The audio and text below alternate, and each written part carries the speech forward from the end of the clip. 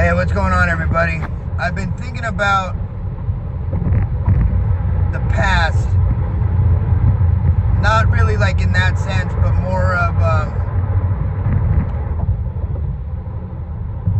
like you have to come to terms, you have to accept that you can't change the past. The past is the past. It's already happened, it's done, it's over with. You could have regrets from it. You could have remorse from it. You could have a whole gamut of emotions from it. But you cannot change it.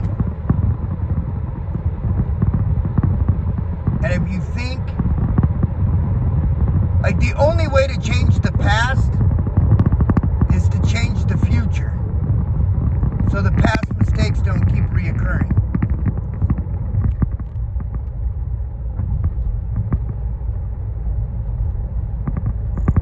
I had a quote that I had thought of 4 or 5 years ago. And the quote is, make today better and the future's automatically brighter. What you're living in right now is the past, and what you're living in right now is the future.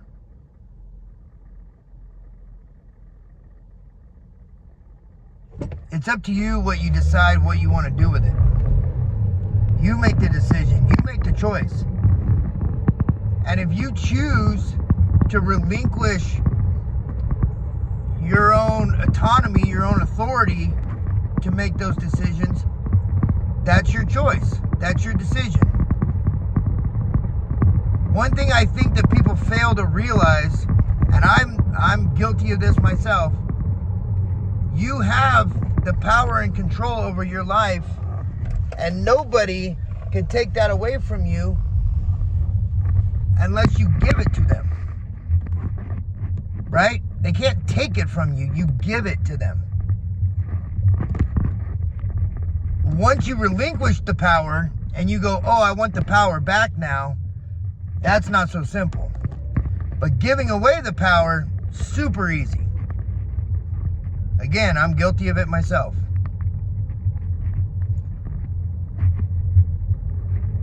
Going around full circle, that's what leads us back to the narcissistically abusive relationship or toxic relationship. You relinquished power. You relinquished control over your autonomy, over your sovereignty. You relinquished control. You gave them control. They're not that smart. They're not that great. They didn't steal it from you. They didn't, yes, they were manipulative and they were vindictive and they were, coercive. But they didn't steal it. You gave it to them. And I gave it to her. Right? Like, I'm not the pot calling the kettle black here. It is the reality that we relinquished control of our lives. So that leads me to the next big question is, why would you relinquish control over your own life? I've actually pondered this question quite a bit, to be honest with you. And I think for me personally, the reason that I relinquished control over my life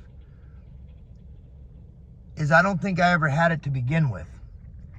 I didn't think I did, right? Like, I didn't think I was in control of my own life. I basically let people control my life for my entire life. So to relinquish control to the narcissist was beyond an easy task. I willingly gave it up, which is so sad to think. You know what I mean? It's so sad to think. Sorry, I'm unplugging the phone real quick.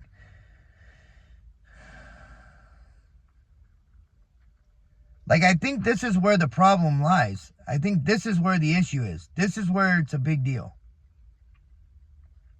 It's that that should be like your number one boundary. or our number one boundary. You don't relinquish control. If anybody wants to try to take control over you, and, you know, for myself, looking back, I could see exactly all the moves that were made to try to do that. Like, hindsight's always 20/20, but, you know, but the bigger picture to me is there's nothing you could do about that now. Absolutely nothing. The only thing you could do is change how you deal with people going forward, change how you deal with people, change what you allow, what you don't allow, to make your future brighter. Like, just make today better. Just worry about today. Just have control over your life today. Handle your business that you need to do today. And when tomorrow comes, we'll worry about tomorrow. And the next day, and the next day, and the next day, and the next day. Because eventually that future that you're so worried about, it will be the present. And when it's the present, that's when you worry about it. But the fact is there's nothing you can do about the future. So let's say that you are short on your rent. You know, you're $500 short for your rent. You go, oh man, I'm gonna get kicked out. I'm gonna do this, blah, blah, blah, blah, blah, blah. And then, you know, you come into a lump of money somehow, some way. Strange shit happens all the time. When that happens, you don't think like, oh man, what was I so worried about? Blah, blah, blah. You go, you know, oh, thank God, whatever, right? For myself personally, I'm horrible with money. I'll be honest with you. I'm fucking horrible with money. I would spend the money, probably still not even pay the rent. You know, like, I'm just kidding. I'd pay the rent, but I definitely wouldn't save it so I wouldn't have to worry about it again. That's for damn sure.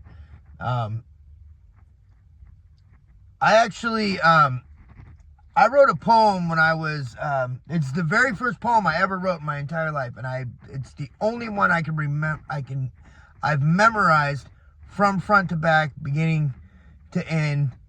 I was 12 or 13, one of the two. First poem I ever wrote. And it's actually very fitting to what I'm talking about. So it's, we don't know what tomorrow brings, but we hope it will be good. We don't know what tomorrow brings, but tomorrow's so misunderstood. People who live for tomorrow, what are they thinking? Living for something that isn't there with both feet forward in a blank stare. I live for today because I might die tonight. Living for the future to me doesn't seem right. If you have $1, spend it today, because a dead man with $1 doesn't mean shit anyway. You have a ticket to life that you can only borrow. God will take your life and there is no tomorrow. That is words that I have lived my entire life by. It is literally like, it's me. It's a double-edged sword though. You know, it's a very double-edged sword. Because it's definitely benefited me in some points, and it's fucking certainly hurt me in others. So, you know, I'm not saying don't use caution. I'm not saying don't be careful. What I'm saying is, think about the present. Worry about making the present good. Because I think that's the other thing too. Like with the ruminating and with the, you know, like they future faked you and you always supposed to be this or that. Nothing is guaranteed. Nothing in this life is guaranteed. Nothing. Including your life. You know, do you really want to waste it? You know, worrying about what coulda, shoulda, woulda, coulda, shoulda, woulda been? It's not, and that's it. What are you going to do? You're going to waste another X amount of years of your life wishing that it was? And the crazy part is wishing that it was on somebody who does not give a single rat's ass about you. They don't fucking care. They don't care about us. Like, that's the part that, you know, and it's, you know, and I sit here, you know, it sounds like I'm sitting on a fucking soapbox. Like, No, I go through my moments too. Like, I have them too. I fucking like, you know, like I just had one the other day. I was like so angry and so pissed off and so hurt and so rejected and so like just fucking lost, like seriously lost, like confused. I just did not understand, or I could not comprehend in that moment things that I had already kind of explained away previously. I've already made peace with, I thought. Not at all. I didn't make peace with it at all because I sat there and it got back inside my head. So, you know, this shit's going to be a struggle. It's not going to be easy. But, you know, I saw a thing on YouTube, a YouTube short, maybe yesterday or the day before. You know, it's a thing that says, you know, God only picks its strongest soldiers to fight its biggest battles. I mean, we're fighting evil, dude. We're fighting evil. If that's not a big battle, I don't know what is. So fight evil by being good. Fight evil by celebrating your life. Fight evil by being thankful that you got away from it. And it's not always easy to do, and I know that. And you're not always going to do it, and I get that too. I'm not always going to do it. I understand that. But if that's your mindset, if that's your focus, if that's your mode of thinking, you're going to be pretty hard-pressed to be shaken off of it. And if you are shaken off of it, it's pretty easy to get back on it because that's your mindset. But if your mindset is to mope and feel sorry and, oh, poor pity me and all this bullshit, then that's going to be what you're going to get. You know, you are how you think. And you think how you are. Period. Reality is, as a collective, there's a reality. But then individually, there's your own individual, not reality, but perception of reality. Now that's, again, a double-edged sword. I get that. But at the same time, people take things differently than other people, you know? It's like, I don't agree with as a collective, cancel culture and all that bullshit. But I do think, you know, you're entitled to feel how you feel, and you're entitled to process things how you process them, and nobody could tell you any way different. The only thing I'm trying to do here is give you some tools that, have worked for me, or are working for me, or working for the most part. Not always, but for the most part. And you know, there's suggestions that I've heard and that I've read in the comments that, you know, have helped me. So, you know, everybody has their idea of how this is supposed to go, and nobody has the map, the correct map to it. And everybody's map's a little bit different anyway, depending on how kind of a person you are.